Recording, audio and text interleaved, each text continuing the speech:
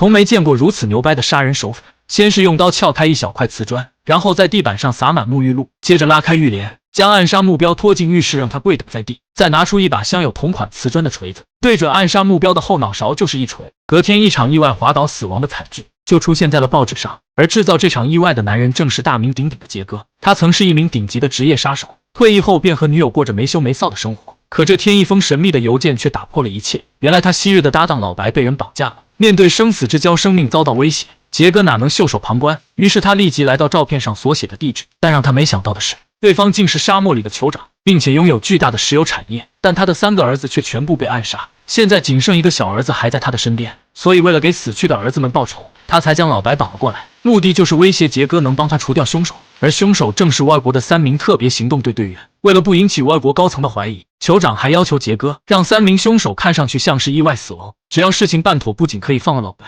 还可以额外得到600万的佣金。为了救出生死搭档，杰哥只好无奈答应。于是当天晚上就坐上了前往外国的飞机，然后找到2个信任的朋友，一个是大胡子，另一个是眼镜男，让其帮助自己一起救出老白。事成后600万佣金他俩可以全拿走。面对如此诱人的条件，2人立马就爽快地答应下来。而影片开头死在浴室的男人就是他们的第一个目标，现在只需解决剩余2人即可。随后他们锁定了第2个目标，经过调查，此人正在参加部队的魔鬼训练，并且还患有严重的低血糖。于是杰哥立马就想到了对策，他先是假扮成医生取了一份固态胰岛素，然后晚上将货车开到训练营围墙边，从货车顶上直接就跳了进去，接着伪装成特种兵混进训练营里，然后趁着吃饭的功夫，神不知鬼不觉的将胰岛素放进了目标人物的杯中。等到训练的时候，胰岛素就开始发挥了药效，没多久目标人物就呼吸困难死在了雪地里。但让杰哥没想到的是，曾特别行动队成员接二连三的意外死亡，已经被外国一名叫老麦的高层所怀疑。隔天杰哥就找到了最后一个目标，此人退役后一直都游手好闲，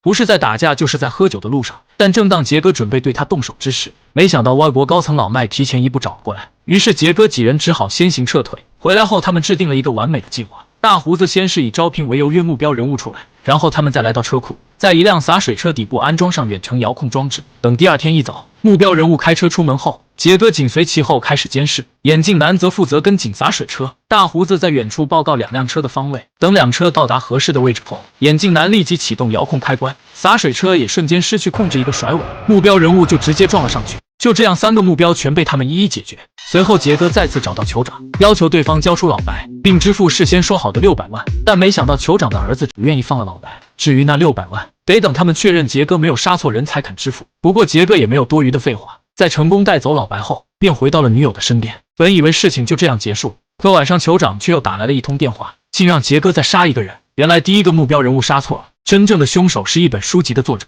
此人才是杀死酋长儿子的一员。如今杰哥已经将老白救出，怎么可能再去趟那一滩浑水？但酋长却让杰哥去楼上看后再做决定。于是杰哥赶忙来到女友身边，竟发现女友的枕头边有1颗子弹。为了女友的安全，杰哥只好连夜将她交给了老白保护，然后便开始计划暗杀那名作者。通过一番调查，杰哥得知作者会在周一召开记者会，于是他打算就在当天动手。而让他完全不知道的是，这一切正是外国高层老麦布置的一个局，为的就是将杰哥给引出来。当天老麦不仅在周围布置了大批人手，还亲自守在作者身边保护。没多久，杰哥就戴着头盔来到了现场，但老麦并没有立即进行抓捕。不过正当杰哥准备进入招待会时，突然一声爆炸将杰哥给炸飞了出去。老麦见计划得逞，立即来到爆炸现场，一把取下杰哥的头盔。但意外的是，此人并不是杰哥。老麦这才明白自己中计，于是急忙朝作者所在的房间冲去，但作者早已躺在了血泊之中。老麦立即朝屋外追去，见杰哥正朝楼顶逃跑，他急忙紧随其后。走投无路的杰哥只好朝隔壁大楼跳去，